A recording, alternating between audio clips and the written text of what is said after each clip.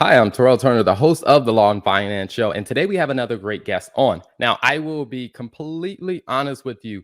I may seem very biased about this next guest because I've learned so much from her from the time of just reading her book to also having the privilege of working with her in the coaching program of just how we're helping so many different business owners. So, we're definitely going to talk about that. But the big thing that I really want people to take away is I learned about systems by listening to Kristen David. And so I am excited to bring this guest on. So stay tuned for today's episode.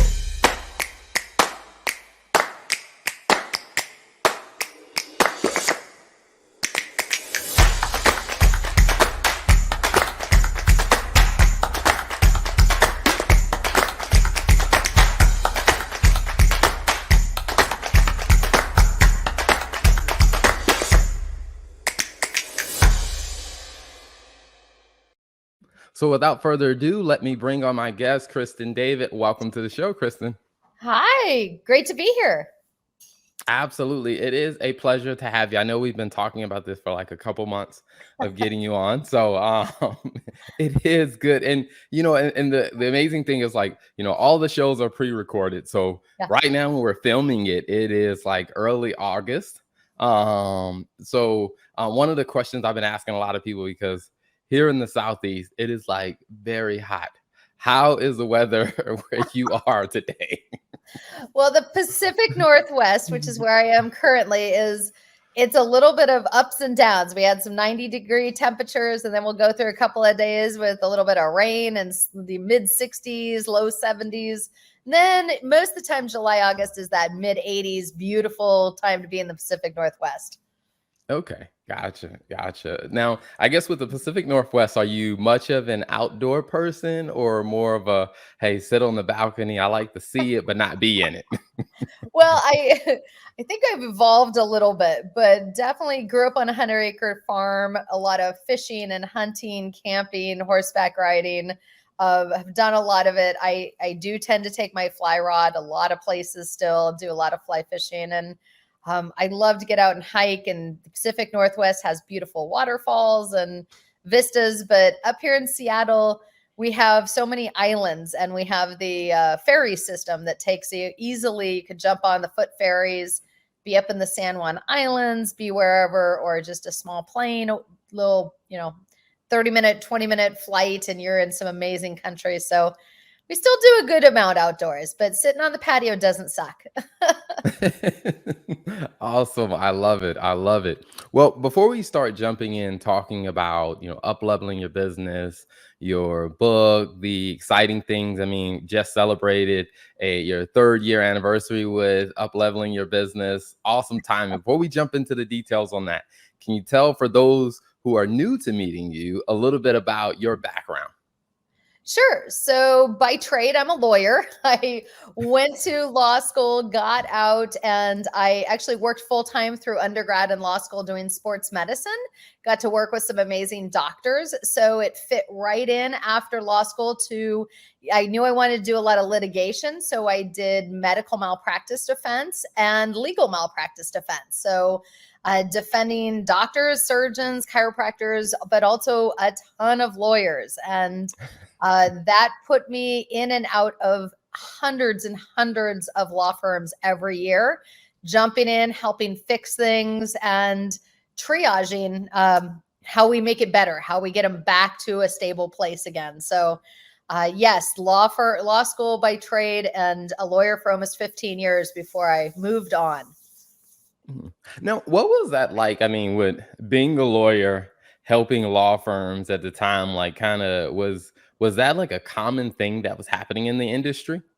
No, so Oregon is one of the few states where it's mandatory legal malpractice coverage. It's part of your bar dues, essentially. And that allows lawyers to, if they're starting to have a problem, they can immediately call, get some guidance, get some help, and if necessary, have a lawyer come out and literally boots on the ground in their firm, right? Get in there and help. So definitely kind of cutting edge. There were only about 6 or 7 firms in the entire state that did what I did. And so a very select group of people. And but here's what you would see, and you probably see this a lot when you're triaging and helping business owners too. I would see these effects that were really, you had to dig into what was the root cause of it. So in law, it might be like that blown statute of limitations was actually caused by not having good calendaring systems 2 years earlier. And so there was they didn't docket it. Or that, client that the attorney is never responding to is actually caused because there were no good billing systems in place. And so the client never paid their bill, and then the lawyer didn't want to work on that file, and then the file comes into, gets behind, and then the client's wondering why is nothing happening, and right, the frustrations scale up. And it all started because we just didn't have a good billing system in place, right? Some of the most basic things. So yes, I would see those effects, which would become complaints and malpractice. And they were such easy fixes if we had just had those systems in place early on. Okay, awesome. And that's one of the things that I would say I really picked up on when it was Nicole, fantastic marketer, introduced us. And I got a copy of your book. And one of the things that I realized as I was reading the book is like, you know what? These are all very, very simple things, but they are so commonly overlooked. Absolutely. I mean, I tell people all the time, some of what we teach isn't rocket science. It's just, okay, you need to be doing it. Now we just need to set up a system to make sure it gets done, and not just by the owner micromanaging, but like that the team can crank or automate these options. So it's just getting these things, your ducks in a row, getting it all lined up. And I think that was probably the thing that really was a light bulb moment for me, because I'll say, even just from my context of just deciding to do, to coaching with UID, I was like, I've seen a lot of coaches and a lot of them talk about the theory, but the weakness was, it's just like, okay, how do you help people create a system that actually leads them to execution? And so, that was a huge thing that I saw. Now, I guess from your perspective, as you started, you were working with those different lawyers, and I guess, was there a common trend that you saw of people saying why they weren't actually executing on what they knew they should be doing? Time. People say all the time, well, I don't have time to get to that. I don't have time to delegate that to someone else. I could do it faster myself. But then they have 30 things on their to-do list, and then they're exhausted and tired, and they're not working as efficiently. And so it just gets, more and more, the owner lawyer is often the bottleneck to so much of it. And so the more we can get off of the lawyer's plate early on, the more they can have they claw back that 10 minutes to build that little system or provide that clarity. So that's the biggest number one is people say they don't have the time. I push back a little bit because, there's 60 hours between 6 p.m. on Friday and 6 a.m. on Monday. We do have lots of blocks of time. It doesn't have to be butt in seat during the week, but notwithstanding that, the other one that always comes up is that people complain that they don't have a structure. They don't know where to start. And I often say, the next person you hire, just get started. You literally hand that person a binder or a 3-ring notebook, and you say, every time I explain something to you of how we do it, open a file, answer the phone, I want you to write it down.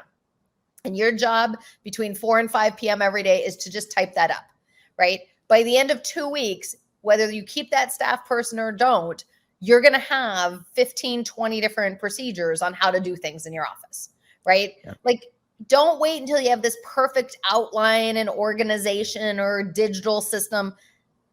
Old-fashioned pen and paper, right? Or a quick video, like, here's how we file this document. Here's how we create a folder in the computer.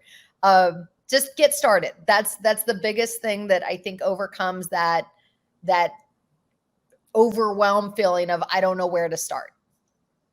I can say that as a testament of personal experience.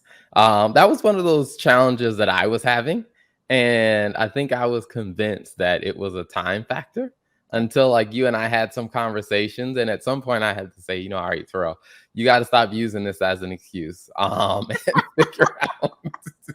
So it definitely gets easier as your team grows. So actually today it's the first Thursday of the month, and we have our monthly policies and procedures meeting. And every week our core admin and marketing team, each person turns in at least one policy or procedure or checklist or diagram or script or template, one item each week. And at the end of the month, my assistant compiles them all.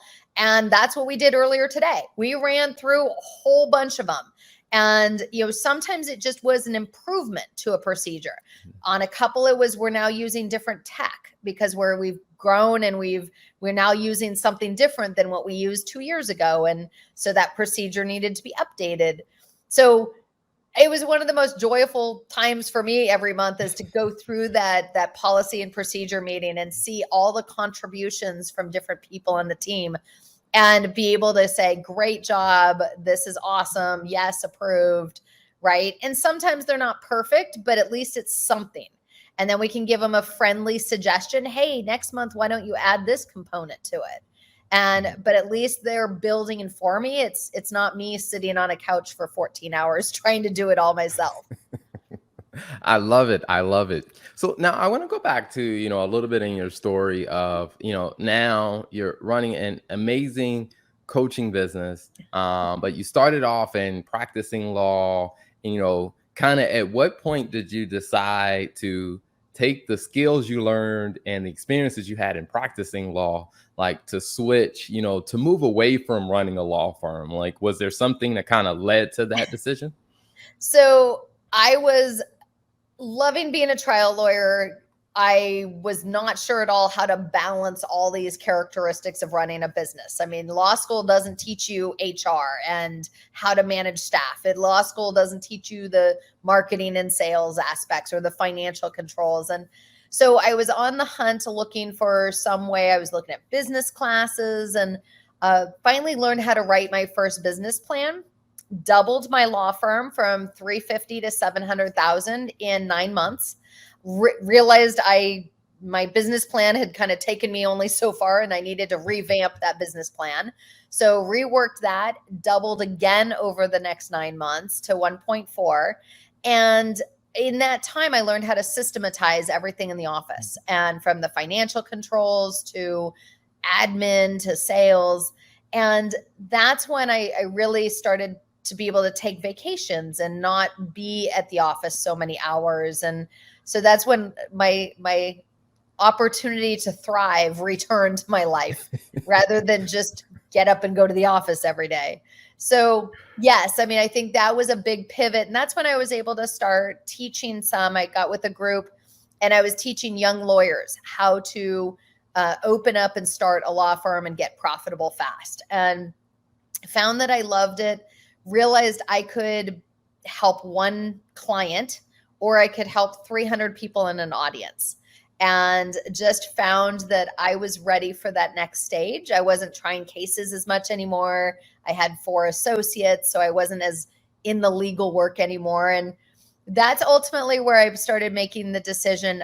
I want to do this on a bigger scale. I want to help more people learn how to get out of the trenches because it's miserable. It's miserable being there at 6 a.m. until midnight. And yeah, we've all, no judgment, we've all worked a ton just to go on vacation, come back to, and you have to work a ton to catch up. And that's not a good way to live. And so, yes, I made the decision to seek broader audiences and sold my law firm, joined a group just exclusively working with lawyers.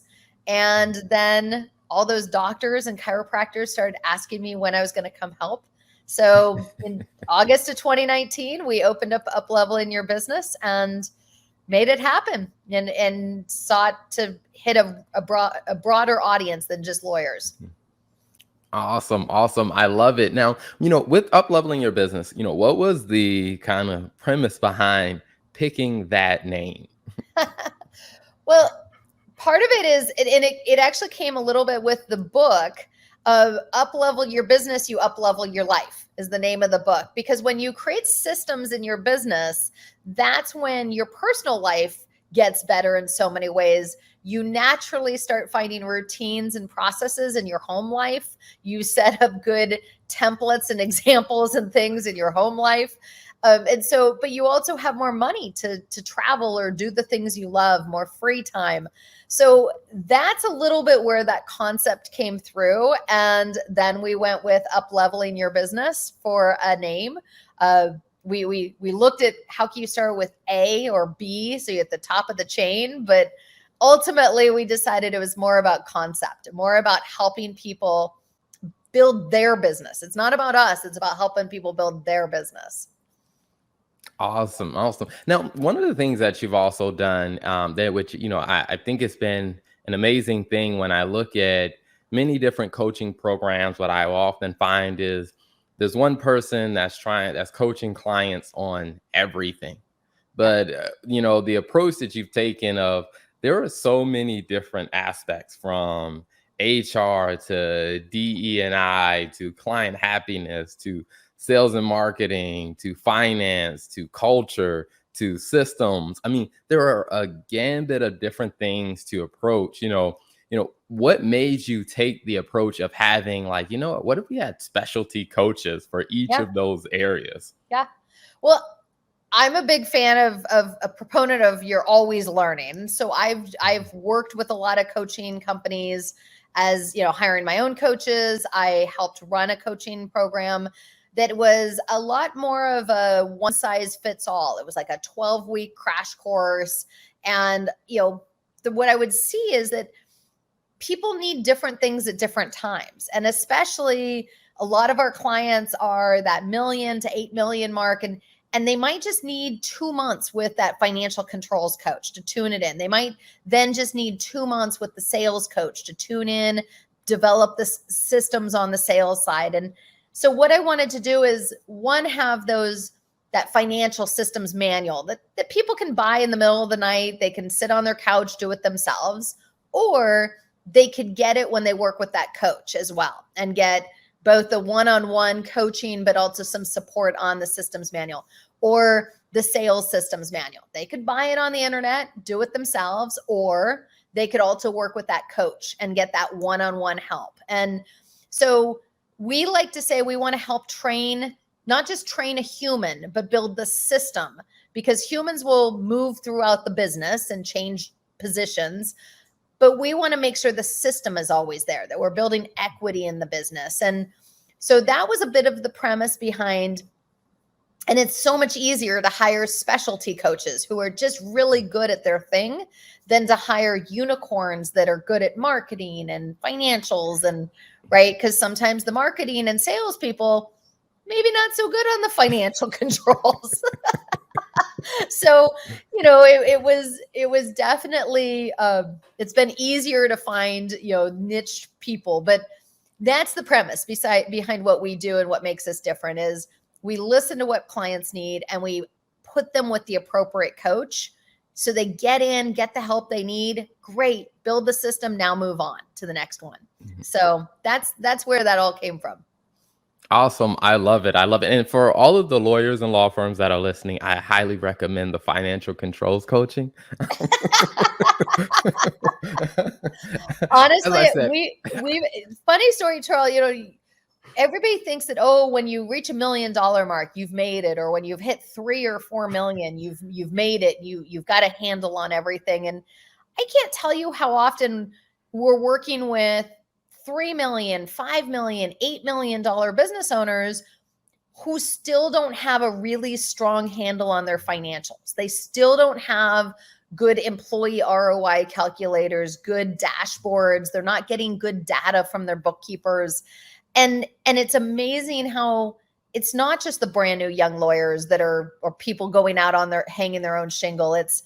it's pretty robust businesses that still don't have those financial systems in place. And I got to tell you, they're the most grateful ones, the ones between 2 and 8 million, 2 and 10 million, that are like, thank you for finally helping me get control of this. And you have done wonders working with a lot of our clients, and just happy we finally give them that peace of mind. Absolutely. I was talking with someone that watches the show, and they run a law firm. They're about 10 million in revenue, and he said they have about, you know, 12 locations, and they're trying to grow to 20. And I was just asking him, like, how are you, like, keeping up with the performance of each? And one of the things he was telling me is like, what, that's really a challenge that we have, is knowing, like, which office is actually doing well, because he was like, he didn't think about that before he started scaling, to where, like you said, people think that, hey, once you reach a certain revenue level, oh, you got a handle on it. But it's just like going back to those fundamentals of really, like, hey, do we have the fundamental things in place to help us keep the business healthy over time? So I absolutely love that. Yeah. Yeah. We, we do have a handful of those, 12, 18 million, 32 million. I think the biggest client we work with is 76 million and has offices all over the US. And we've helped a number of clients go from 1 million to 8 million, or from 4 million to 14 million.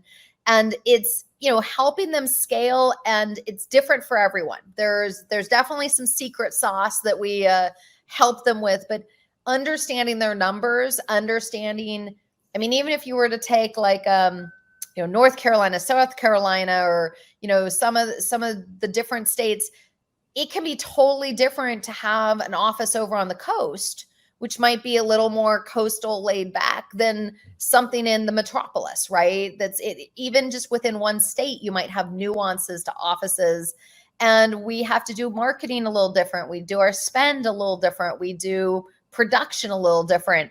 So understanding those nuances, but also being tight on the numbers and setting objective expectations, I think that's a big part of it too. So listen, that's the fun of what we do, is we get to help work with so many business owners and help them fill their dream. And it's different for everyone.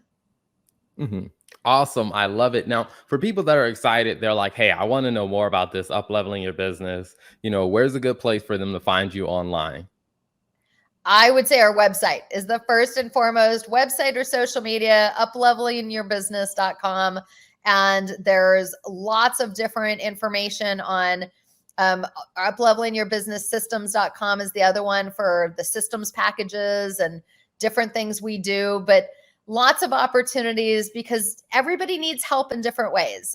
Some need one-on-one. Some people just need that base template and they can work from there. Some people want in-person experiences. Everybody's a little different. So yes, awesome.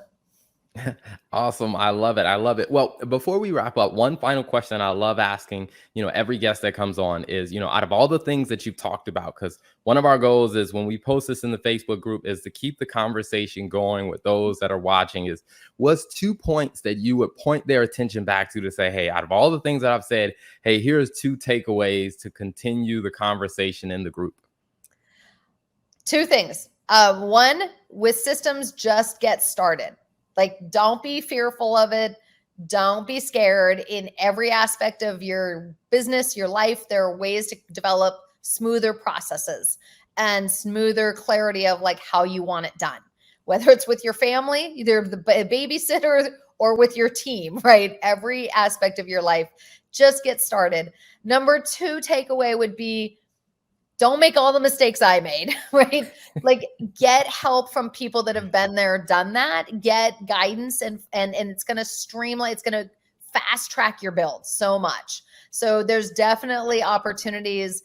Watch, listen. I mean, that's one of the ways that I've grown so fast, is I'm not the smartest person in the room. I go and I attend other coaching, I watch, I do, you've got to always be using what's working and pay attention to what's working for other people. Get in there, get that help. So number 1, get started. Number 2, fast track using other people that know what they're doing. Awesome. I love it. Well, Kristen, thank you so much for being an amazing guest on the show today. Thank you so much, Terrell. You just checked out the Law and Finance Show, where we bring you great, insightful interviews that talk about the business and the financial side of managing a law firm. So subscribe to the show and check out more of the great interviews.